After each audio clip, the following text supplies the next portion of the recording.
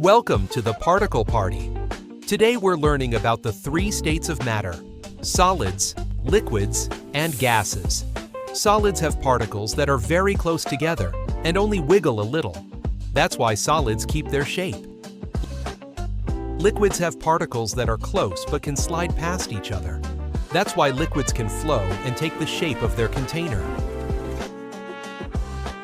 Gases have particles that are far apart and move very fast. That's why gases spread out and fill all the space around them. All particles are always moving. This idea is called the kinetic theory. When particles get more energy from heat, they move faster. Solids can melt into liquids, and liquids can evaporate into gases.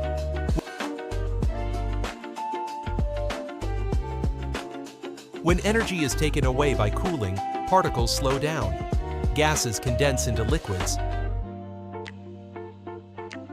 and liquids freeze into solids. One other interesting process is sublimation. This occurs when a gas changes to a solid or a solid change to a gas. Carbon dioxide is one good substance that can do this.